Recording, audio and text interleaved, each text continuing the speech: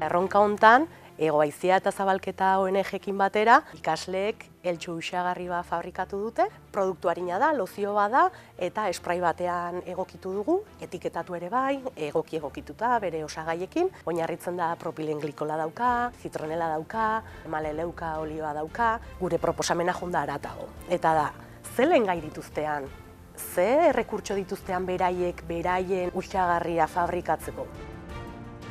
Beraiek adibidez zituzten gauza batzuk zituztenak aldatu, adibidez zitronela edo eukaliptoa con una infusión de ruda. Realitatea da, ez gerala industria farmazeutikoa, ez kosmetikoa, eta printzipio aktiboekin ezin dugu lan egin, ez geralako, ez dauzkagu segurtasun neurria. Baina bai landu ditzakegu olio esentzialak usaina duten konposatu horiek, ez? Eta usain hori da, eltxoei usat dazi egiten dietena. Prestatu dugu prospektu bat, beraiek ulertzeko eta ongi botatzeko, eta baita triptikoa azaltzeko nora aplikatzen den.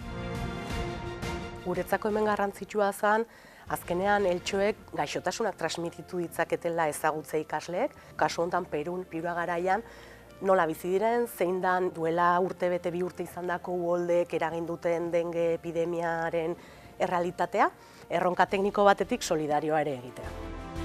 Justo ahora que es verano allí, entonces volver a prestar como esas condiciones para que puedan ir habiendo más casos de dengue. El contexto en sí es precario, hay mucha cantidad de gente en pobreza y también en pobreza extrema que se vieron afectadas por todos estos cambios que se produjeron de un día para otro. Acceder a estos productos que sí se fabrican a nivel de mercado de grandes empresas y eso es muy costoso.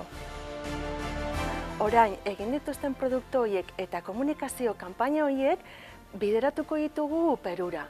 Orduan, honekin zen lortzen dugu. Ikasleek bizitzea errealitatea aldatu aldela, errealitatea hobetu aldela. Eta ikastetxeetatik ere gauza txikiak egin alditugu, baina ez dira hain txikiak. Jakitea guk aldugula zerbait egin beraiei laguntzeko izan da polita.